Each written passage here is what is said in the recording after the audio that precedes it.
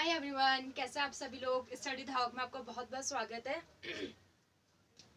तो हमने last class में अभी तक हम लोगों ने जो पढ़ा था वो था हमारा फर्स्ट चैप्टर, जिसमें हमने रासायनिक अभिक्रिया किसे कहते हैं, उसे कैसे संतुलित किया जाता है और उसके साथ जो भी इंपॉर्टेंट क्वेश्चन बन सकते थे वो सब मैंने आपको करवा दिए थे। जिसने भी वो क्लास नहीं देखी बस जरूर जाके चेकआउट कर लीजिएगा। और आज से हमारी शुरू होने वाली है सेकंड क्लास, जो कि है अम्ल, क्षारक और लवण, एसिड, बेसिस एंड सॉल्ट्स। ये वाला हमारा जो है सेकंड चैप्टर है, जिसमें हम लोग एसिड्स किसे कहते हैं उसके बारे में पढ़ेंगे, बेसिस के बारे में पढ़ेंगे, सॉल्ट्स किसे कहते हैं उसके बारे में पढ़ेंगे। यानी कि हमारे जो पदार्थ होते हैं, आप जानते होंगे कि जिस पृथ्वी में हम रहते हैं, जिस अर्थ में हम लोग रहते हैं, ये यहाँ पे जो भी चीज बनी है वो पदार्थ से बनी है। ठीक है, पदार्थ से। और पदार्थ के गुणधर्म कौन से होते हैं? ठोस, द्रव और गैस।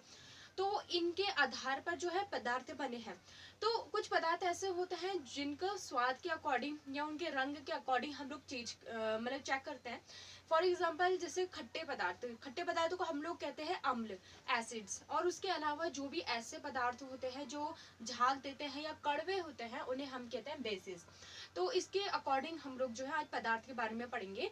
तो आप लोग ये वाला सेकंड चैप्टर निकाल लीजिएगा, जिसके भी पास बुक है वो निकाल लीजिए। अदरवाइज कोई बात नहीं, आप लोग अपनी कॉपी पेन जरूर रखिएगा साथ में, ताकि आपको मैं जो भी यहाँ बताऊं समझाऊं आपको समझ में आए। तो सबसे पहले बात करते कि एसिड कहते हैं किसे है, यानी कि अम्ल। अम्ल कहते किसे है? अम्ल ऐसे पदार्थ होते हैं जो कि स्वाद में खट्टे होते हैं। सबसे पहला पॉइंट इसका क्या रहेगा कि ये क्या होते हैं? खट्टे, स्वाद में खट्टे होते हैं। जैसे कि आप लोगों ने नींबू, ऑरेंजेस, ये सारी कैसे पदार्थ? खट्टे पदार्थ जिनमें सिट्रिक अम्ल पाया जाता है। ठीक है, टमाटर वगैरह। और उसके अलावा जो ये अम्ल होते हैं ना, ये खट्टे होते हैं। और इसके साथ से एक लिटमस पेपर होता है। लिटमस पेपर आप जानते होंगे, एक ऐसा स्कूल में आप लोगों ने अगर वो किया होगा, कुछ क्या कहते हैं, प्रयोग वगैरह किए होंगे, तो पता चलेगा ये है येलो कलर का एक लिटमस पेपर होता है। उसको अगर आप किसी पानी में डुबोएं, कैसा पानी? अम्ल वाला पानी, या फिर जिसमें नींबू पानी मिला हुआ हो, अगर आप उसमें डुबोते हैं तो उसका रंग क्या हो जाता है ना? येलो से रेड हो जाता है। रेड कलर का इसका रंग चेंज होता है। ये जो लिटमस पेपर है ये रंग चेंज करने वाला एक प्रकार का पेपर है, जिसे अगर आप एसिड में डालेंगे तो वो रेड कलर का हो जाएगा, अगर बेसिस में डालेंगे तो वो ब्लू कलर का हो जाता है। यानी कि ये रंग चेंज करने वाला होता है। अगर आपसे पूछा जाए कि आप कैसे बताएं कि क्या चीज अम्ल है और क्या चीज क्षार है, तो उसके लिए आप क्या यूज करेंगे? लिटमस पेपर का यूज करेंगे। ठीक है ना। तो फर्स्ट पॉइंट ये है कि ये खट्टे होते हैं। एंड सेकंड पॉइंट ये कि ये नीले लिटमस पेपर को लाल में चेंज कर लेते हैं। जितने भी हमारे नीले लिटमस पेपर है, नीला क्यों? क्योंकि नीला दिखाते हैं हमारे बेसिस को। बेसिस कैसे होते हैं? ब्लू कलर में होता है। नीले को लाल में दिखाते हैं, या फिर सिंपली लिख लीजिए कि लिटमस पेपर को लाल में परिवर्तित कर देते हैं, ये रेड कलर हो जाता है। ठीक है, नीले लिटमस को लाल में बदल देता है। अभी आप इतना ही समझिए एसिड के बारे में, ये दो पॉइंट कि ये खट्टे होते हैं। सबसे पहले स्वाद में खट्टे होते हैं, एंड सेकंड है नीले लिटमस पेपर को रेड में चेंज कर देते हैं। उसी का उल्टा होता है हमारे बेसिस। बेसिस किसे कहते हैं? ऐसे पदार्थ जो स्वाद में खट्टे होते हैं, ये कड़वे होते हैं। अगर अम्ल खट्टे हैं तो बेसिस हमारे क्या हो जाएंगे? कड़वे। ये कैसे होते हैं? कड़वे। ठीक है ना, ये स्वाद में कड़वे होते हैं। और इसका उल्टा यहाँ कर दो, ये नीले लिटमस को लाल में बदल देता है, तो ये लाल लिटमस को नीले में चेंज कर देता है। ठीक है, रेड टू ब्लू, या फिर सिंपली कि ये लिटमस पेपर को नीले में परिवर्तित कर देता है। तो ये चेंजेस होते हैं, इसको कहते हैं हम एसिड्स, जो हमारे खट्टे होते हैं, और बेसिस जो हमारे कड़वे होते हैं। इतना आप सिंपली समझ लीजिए। बेसिस का एग्जाम्पल दूं तो नीम देखा, नीम का अगर कोई काढ़ा बनाओ तो उसमें जो है वो नीला कलर का हो जाएगा। और उसके अलावा साबुन के झाग में भी अगर आप मिलाओगे ना तो उसका भी रंग ब्लू हो जाता है। ठीक है, तो ये है हमारे अम्ल और क्षार। लवण के बारे में हम आगे आराम से पढ़ेंगे। फिलहाल जो है ये दो इंपॉर्टेंट है, अम्ल और क्षार। ठीक है, इतना समझ में आ गया आपको?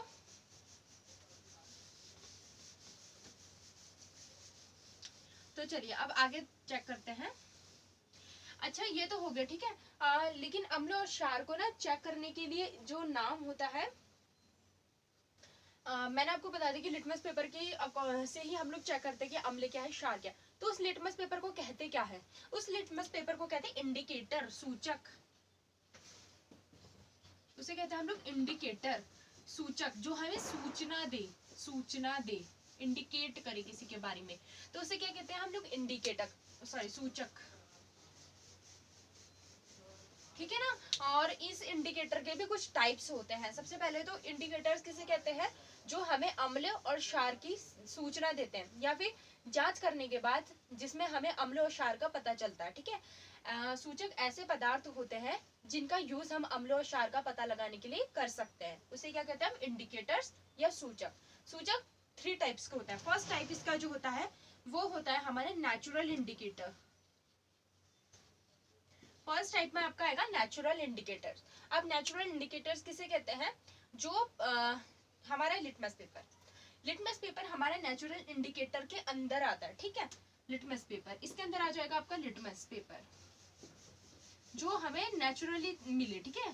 लिटमस पेपर यानी कि नेचुरल इंडिकेटर का मतलब है ऐसे सूचक जिसका उपयोग कर हम लोग नेचुरल तरीके से बता सकते हैं कि ये हमारा अम्ल है या क्षार है, या फिर ऐसा सूचक जिसका यूज जब हम करते हैं तो हमें पूरा डायरेक्टली नेचुरल तरीके से बता देता है कि ये ब्लू है या फिर रेड, मतलब इसको हम लोग नेचुरली रंग के तरीके से हम इसे बता सकते हैं। इसे हम क्या कहते हैं, नेचुरल इंडिकेटर्स। फिर सेकंड होता है हमारा एक सिंथेटिक इंडिकेटर।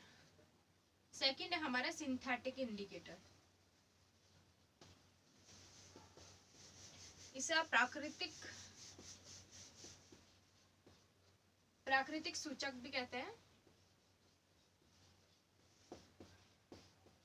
और इसे हम संश्लेषित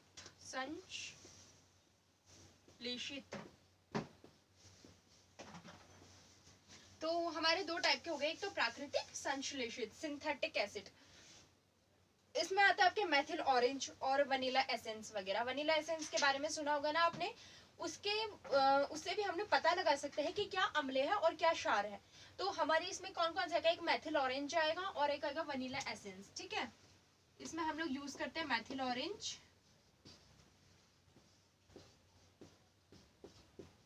और वनीला एसेंस,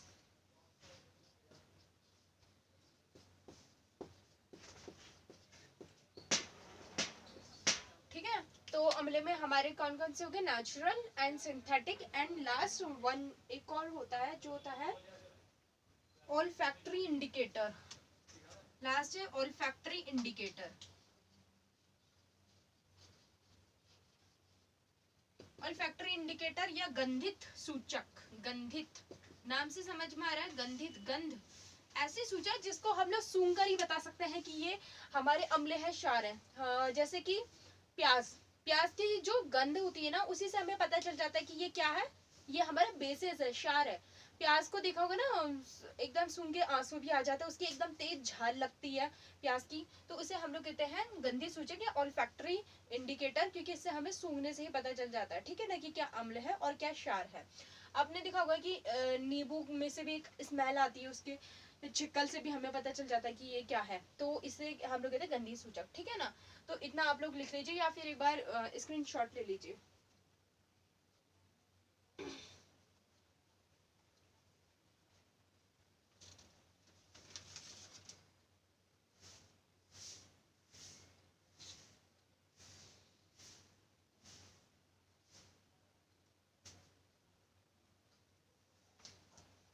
हो गया।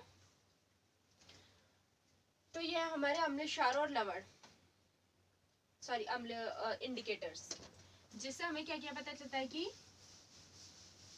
ये अम्ल है या क्षार है, ठीक है ना। ये हमारे इंडिकेटर्स होते हैं। अब हम जो नेक्स्ट चलते हैं, अच्छे से मैं आपको, अभी मैंने आपको क्या बताया था, अम्ल किसे कहते हैं, जो खट्टे होते हैं और जो नीले लिटमस पेपर को लाल में चेंज कर देते हैं। इसमें एक दो चीज और लिखिएगा कि अम्ल ऐसे पदार्थ भी होते हैं जो कि, हाँ तो मैं क्या बताई थी, अम्ल, हाँ अम्ल एक तो स्वाद में खट्टे होते हैं और नीले लिटमस लाल में, हाँ एक और चीज, तो अम्ल ऐसे पदार्थ भी होते हैं। आपने पीएच स्केल देखी है, पीएच स्केल एक मापक्रम होता है जिसमें हम लोग देखकर बता सकते थे कि कितना अम्ल का नंबर होता है, कितना क्षार का नंबर होता है।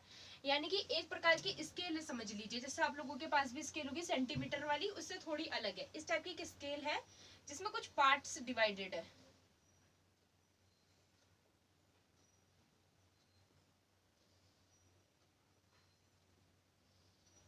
ठीक है ना, कुछ पार्ट डिवाइडेड है, जिसे हम लोग कहते हैं पीएच स्केल, इसे कहते हैं हम पीएच स्केल। इसमें क्या होता है, इसमें 1 से लेकर 14 तक का नंबरिंग होती है, 1 to 14 नंबरिंग होती है, 2 3 4 5 6, देन 7 को अभी छोड़ दीजिए, चलो लिख लेते हैं 7 8 9 10 11 12 एंड 13, ये नंबरिंग होती है जो कि हमें बताती है अम्ल और क्षार के बारे में। क्या बताती है कि अम्ल का कितना नंबर है और क्षार का कितना नंबर है। जो भी 1 to 6 नंबर होते हैं ना, ये अम्ल को इंडिकेट करते हैं, ये बताते हैं अम्ल के बारे में। एक सेकेंड रुकना, मैं इसे बता रहा हूँ और भूल गई आपको शायद,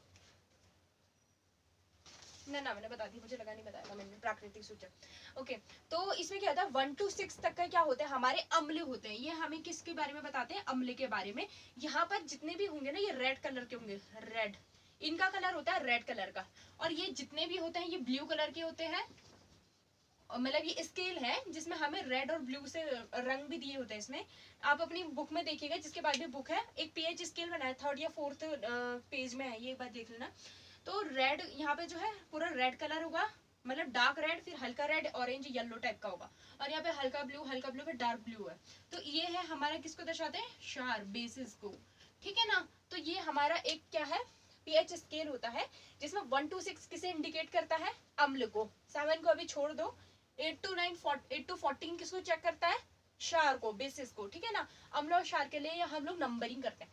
जो 7 नंबर है ना, 7 नंबर, ये इसे कहते हैं हम उदासीन। क्यों कहते हैं इसे उदासीन, क्योंकि ये ना तो अम्ल की तरह होता है ना ही क्षार की तरह।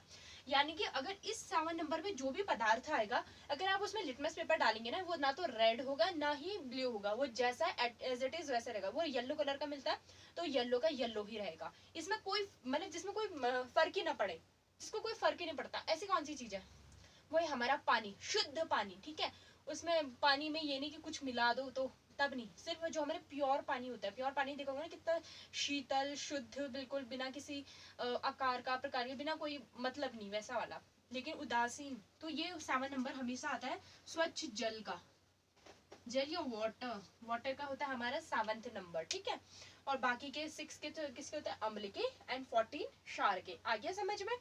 अब 1 to 6 तक का हम लोग अलग अलग पदार्थ रखते हैं।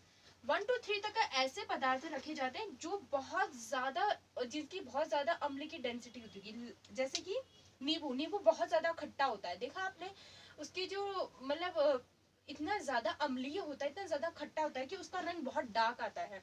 आप कैसे डिफाइन करेंगे, मैंने वही लिटमस पेपर, आपने लिटमस पेपर में डाला, अगर उसका रंग बहुत डार्क आया, बहुत डार्क, तो समझ लेना कि कैसा अम्ल है, बहुत ज्यादा इफेक्टिव अम्ल है, जिसकी जो है संख्या है 1 to 3, यानी कि किस में रखा जाएगा, 1 to 3 में। फिर उसके बाद आपने दूसरा लिया, दूसरे में आपने डुबोया और उसमें हल्का ऑरेंज कलर आया, तो इसकी नंबरिंग क्या हो जाएगी, 4 से 5 के बीच में, 4 से 5 के बीच में।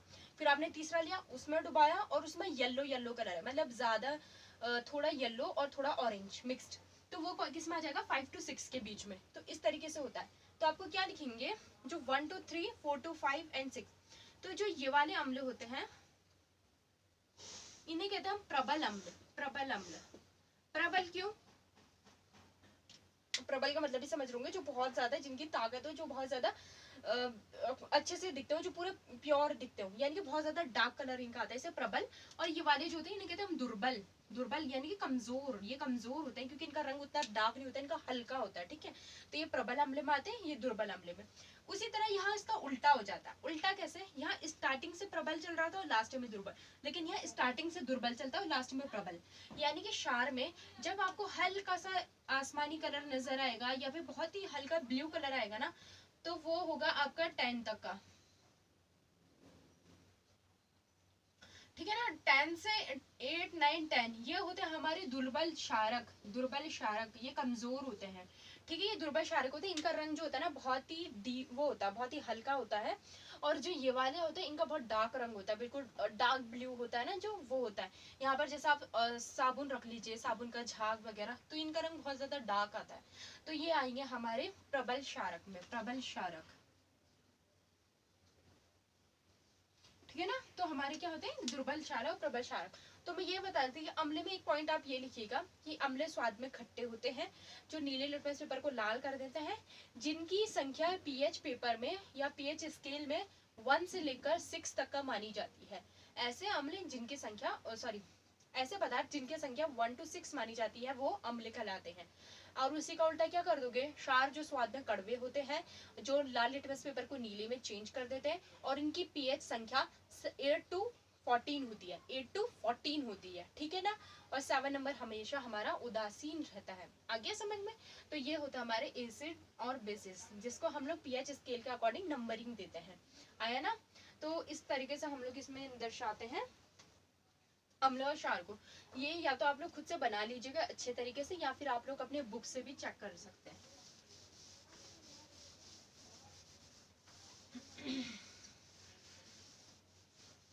ये हमारा पीएच स्केल और ये है हमारे अम्ल और क्षार। अम्ल और क्षार में बस इतना आता है। आपसे क्वेश्चन पूछ सकते हैं कि अम्ल किससे कहते हैं, क्षार किससे कहते हैं, तो आप बता देना। अच्छा मैंने इनके एग्जांपल्स नहीं लिखा है ना, तो एग्जांपल मिल के लीजिए सिट्रिक अम्ल, सिट्रिक एसिड, सिट्रिक एसिड और टार्टरिक अम्ल। टार्टरिक किसमें मिलता है बता सकता है कोई? ये मिलता है हमें टमाटर में, ठीक है। Citric, tartaric.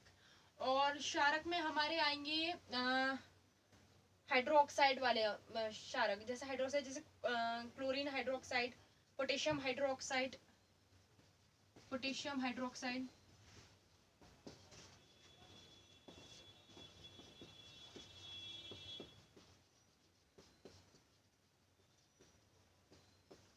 या सोडियम हाइड्रोक्साइड। तो ये आता है हमारे क्षारक और अम्ल की। ये आप एग्जांपल्स लिख लीजिएगा, ठीक है ना। तो आज की क्लास यहीं पे करते हैं कंप्लीट।